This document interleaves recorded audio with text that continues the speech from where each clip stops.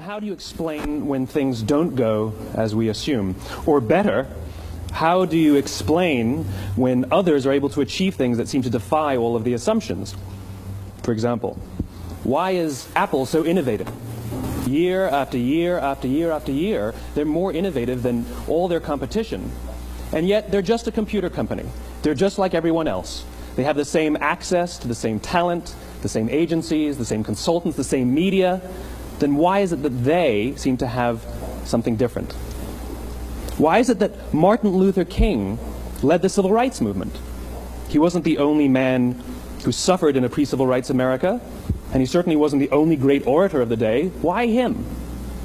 And why is it that the Wright brothers were able to figure out controlled powered manned flight when there were certainly other teams who were better qualified, better funded, and they didn't achieve powered manned flight, and the Wright brothers beat them to it? There's something else at play here. About 3.5 years ago, I made a discovery, and this discovery profoundly changed my view on how I thought the world worked, and it even profoundly changed the way in which I operate in it. As it turns out, there's a pattern. As it turns out, all the great and inspiring leaders and organizations in the world, whether it's Apple or Martin Luther King or the Wright brothers, they all think, act, and communicate the exact same way, and it's the complete opposite to everyone else. All I did was codify it. And it's probably the world's simplest idea. I call it the golden circle.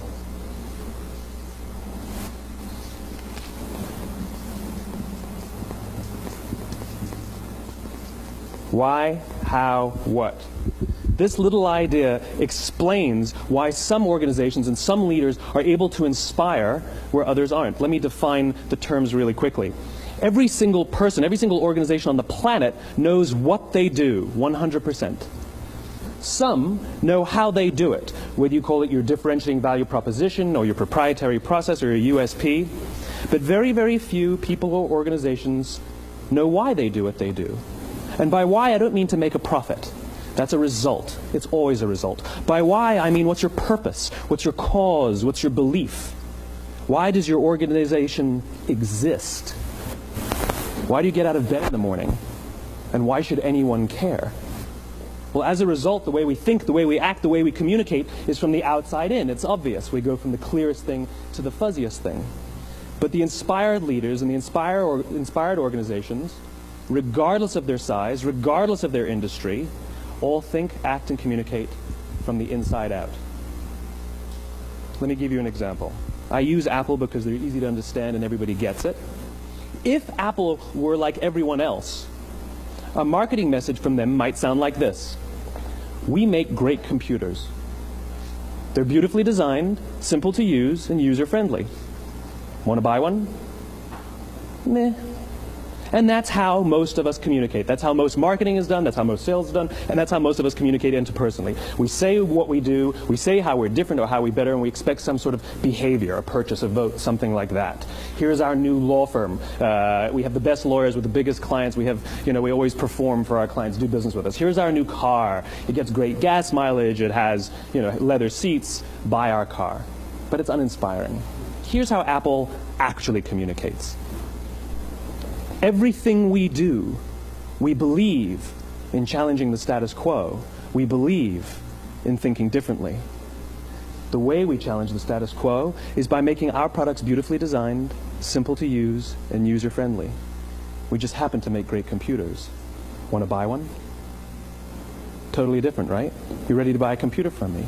All I did was reverse the order of the information. What it proves to us is that people don't buy what you do, people buy why you do it. People don't buy what you do, they buy why you do it. This explains why every single person in this room is perfectly comfortable buying a computer from Apple. But we're also perfectly comfortable buying an MP3 player from Apple, or a phone from Apple, or a DVR from Apple. But as I said before, Apple's just a computer company. There's nothing that distinguishes them structurally from any of their competitors. Their competitors are all equally qualified to make all of these products. In fact, they tried. A few years ago, Gateway came out with flat-screen TVs. They're eminently qualified to make flat-screen TVs. They've been making flat-screen monitors for years. Nobody bought one. And Dell. Dell came out with MP3 players and PDAs. And they make great quality products, and they can make perfectly well-designed products, and nobody bought one. In fact, talking about it now, we can't even imagine buying an MP3 player from Dell. Why would you buy an MP3 player from a computer company? But we do it every day. People don't buy what you do, they buy why you do it. The goal is not to do business with everybody who needs what you have. The goal is to do business with people who believe what you believe. Here's the best part. None of what I'm telling you is my opinion. It's all grounded in the tenets of biology, not psychology, biology.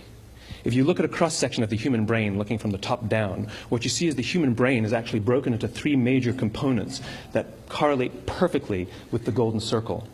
Our newest brain, our Homo sapien brain, our neocortex, corresponds with the what level. The neocortex is responsible for all of our rational and analytical thought and language.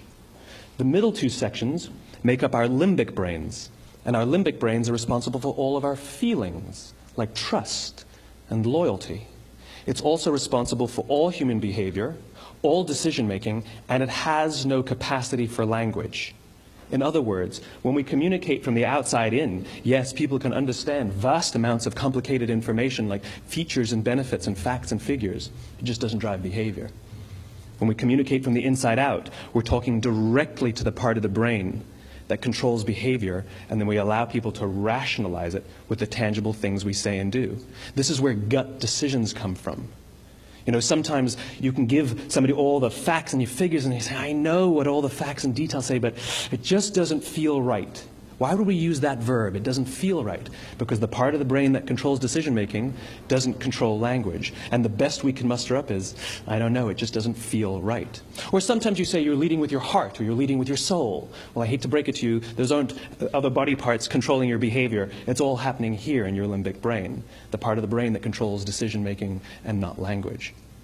But if you don't know why you do what you do, and people respond to why you do what you do, then how will you ever get people to vote for you or buy something from you, or more importantly, be loyal and want to be a part of what it is that you do? Again, the goal is not just to sell people who need what you have. The goal is to sell to people who believe what you believe. The goal is not just to hire people who need a job. It's to hire people who believe what you believe.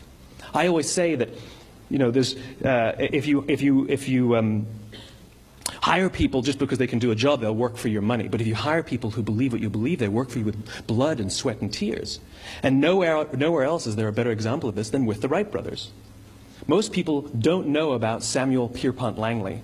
And back in the early 20th century, the pursuit of powered man flight was like the dot-com of the day. Everybody was trying it. And Samuel Pierpont Langley had what we assume to be the recipe for success. I mean, even now, you ask people, why did your product or why did your company fail? And people always give you the same permutation of the same three things. Undercapitalized, the wrong people, bad market conditions. It's always the same three things. So let's explore that. Samuel Pierpont Langley was given $50,000 by the War Department to figure out this flying machine. Money was no problem. He held a seat at Harvard and worked at the Smithsonian and was extremely well connected. He knew all the big minds of the day. He hired the best minds money could find, and the market conditions were fantastic. The New York Times followed him around everywhere, and everyone was rooting for Langley. And how come we've never heard of Samuel Pierpont Langley?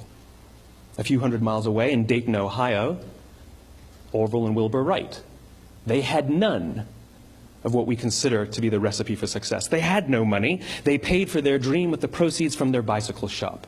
Not a single person on the Wright brothers' team had a college education, not even Orville or Wilbur.